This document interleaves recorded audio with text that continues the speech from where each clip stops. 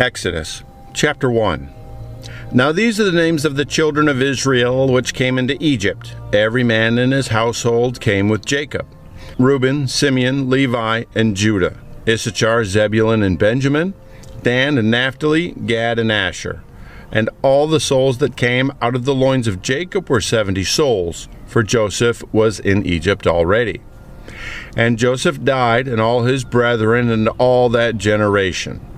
And the children of Israel were fruitful, and increased abundantly, and multiplied, and waxed exceeding mighty, and the land was filled with them. Now there arose up a new king over Egypt, which knew not Joseph.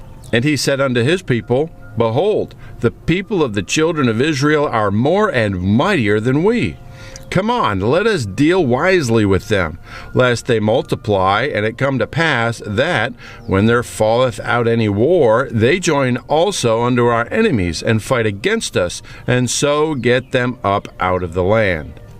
Therefore they did set over them taskmasters to afflict them with their burdens, and they built for Pharaoh treasure cities, Pithom and Raamses. But the more they afflicted them, the more they multiplied and grew. And they were grieved because of the children of Israel. And the Egyptians made the children of Israel to serve with rigour. And they made their lives bitter with hard bondage in mortar and in brick and in all manner of service in the field. All their service wherein they made them serve was with rigour. And the king of Egypt spake to the Hebrew midwives, of which the name of the one was Zipporah, and the name of the other Puah. And he said, When ye do the office of a midwife to the Hebrew women, and see them upon the stools, if it be a son, then ye shall kill him. But if it be a daughter, then she shall live. But the midwives feared God, and did not as the king of Egypt commanded them, but saved the men children alive. And the king of Egypt called for the midwives, and said unto them, Why have ye done this thing, and have saved the men children alive?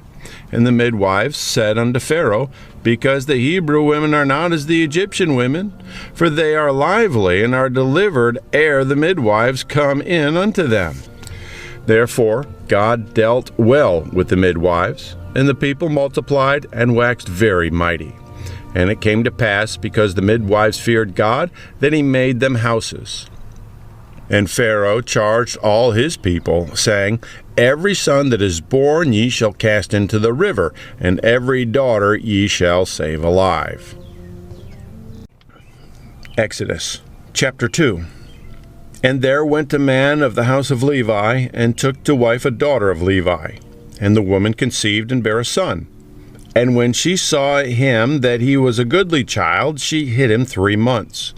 And when she could not longer hide him, she took for him an ark of bulrushes, and daubed it with slime and with pitch, and put the child therein, and she laid it in the flags by the river's brink. And his sister stood afar off, to wit what would be done to him. And the daughter of Pharaoh came down to wash herself at the river, and her maidens walked along by the river's side. And when she saw the ark among the flags, she sent her maid to fetch it. And when she had opened it, she saw the child, and behold, the babe wept. And she had compassion on him, and said, This is one of the Hebrews' children. Then said his sister to Pharaoh's daughter, Shall I go and call to thee a nurse of the Hebrew women, that she may nurse the child for thee? And Pharaoh's daughter said to her, Go. And the maid went and called the child's mother. And Pharaoh's daughter said unto her, Take this child away, and nurse it for me, and I will give thee thy wages. And the woman took the child and nursed it. And the child grew, and she brought him unto Pharaoh's daughter, and he became her son. And she called his name Moses. And she said, Because I drew him out of the water.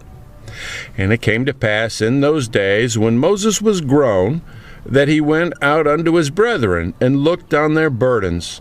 And he spied an Egyptian smiting an Hebrew, one of his brethren. And he looked this way and that way, and when he saw that there was no man, he slew the Egyptian, and hid him in the sand.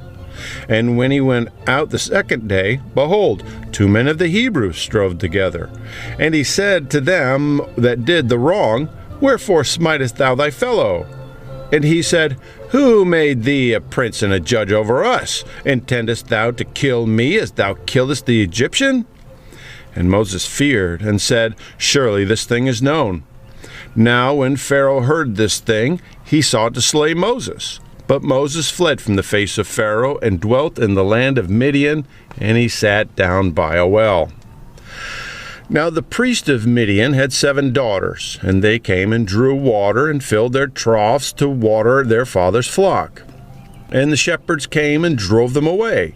But Moses stood up and helped them, and watered their flock. And when they came to Reuel their father, he said, How is it that ye are come so soon today? And they said, An Egyptian delivered us out of the hand of the shepherds, and also drew water enough for us, and watered the flock. And he said unto his daughters, And where is he? Why is it that ye have left the man? Call him, that he may eat bread. And Moses was content to dwell with the man, and he gave Moses Zipporah his daughter. And she bare him a son, and called his name Gershom. For he said, I have been a stranger in a strange land.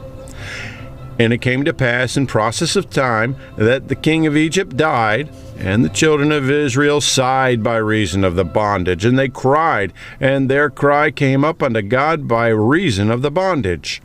And God heard their groaning, and God remembered his covenant with Abraham, with Isaac, and with Jacob. And God looked upon the children of Israel, and God had respect unto them. Exodus chapter 3. Now Moses kept the flock of Jethro his father-in-law, the priest of Midian. And he led the flock to the backside of the desert, and came to the mountain of God, even to Horeb. And the angel of the Lord appeared unto him in a flame of fire out of the midst of a bush. And he looked, and behold, the bush burned with fire, and the bush was not consumed. And Moses said, I will now turn aside and see this great sight, why the bush is not burnt. And when the Lord saw that he turned aside to see, God called unto him out of the midst of the bush, and said, Moses, Moses. And he said, Here am I. And he said, Draw not nigh hither. Put off thy shoes from off thy feet, for the place whereon thou standest is holy ground. Moreover, he said, I am the God of thy father, the God of Abraham, the God of Isaac, and the God of Jacob. And Moses hid his face, for he was afraid to look upon God. And the Lord said, I have surely seen the affliction of my people which are in Egypt, and have heard their cry by reason of their taskmasters, for I know their sorrows. And I am come down to deliver them out of the hand of the Egyptians, and to bring them up out of that land into a good land and a large, unto a land flowing with milk and honey, unto the place of the Canaanites, and the Hittites, and the Amorites, and the Perizzites, and the Hivites, and the Jebusites. Now therefore, behold, the cry of the children of Israel is come unto me, and I have seen the oppression wherewith the Egyptians oppressed them. Come now therefore, and I will send thee unto Pharaoh, that thou mayest bring forth my people, the children of Israel, out of Egypt. And Moses said unto God, Who am I, that I should go unto Pharaoh, and that I should bring forth the children of Israel out of Egypt? And he said, Certainly I will be with thee, and this shall be a token unto thee that I have sent thee. When thou hast brought forth the people out of Egypt, ye shall serve God upon this mountain. And Moses said unto God, Behold, when I come unto the children of Israel, and say unto them, The God of your fathers hath sent me unto you, and they shall say to me, What is his name? What shall I say unto them? And God said unto Moses, I am that I am. And he said, Thus shalt thou say unto the children of Israel, I am hath sent me unto you.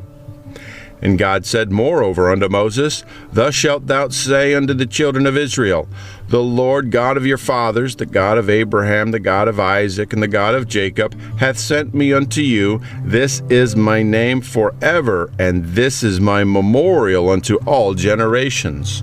Go and gather the elders of Israel together, and say unto them, The Lord God of your fathers, the God of Abraham, of Isaac, and of Jacob, appeared unto me, saying, I have surely visited you, and seen that which is done to you in Egypt. And I have said, I will bring you up out of the affliction of Egypt unto the land of the Canaanites, and the Hittites, and the Amorites, and the Perizzites, and the Hivites, and the Jebusites, unto a land flowing with milk and honey. And they shall hearken to thy voice, and thou shalt come, thou and the elders of Israel, unto the king of Egypt, and ye shall say unto him, The Lord God of the Hebrews hath met with us, and now let us go, we beseech thee, 3 days' journey into the wilderness, that we may sacrifice to the Lord our God. And I am sure that the king of Egypt will not let you go, no, not by a mighty hand. And I will stretch out my hand, and smite Egypt with all my wonders which I will do in the midst thereof, and after that he will let you go. And I will give this people favor in the sight of the Egyptians, and it shall come to pass that, when ye go, ye shall not go empty. But every woman shall borrow of her neighbor and of her that sojourneth in her house jewels of silver and jewels of gold and raiment, and ye shall put them upon your sons and upon your daughters, and ye shall spoil the Egyptians.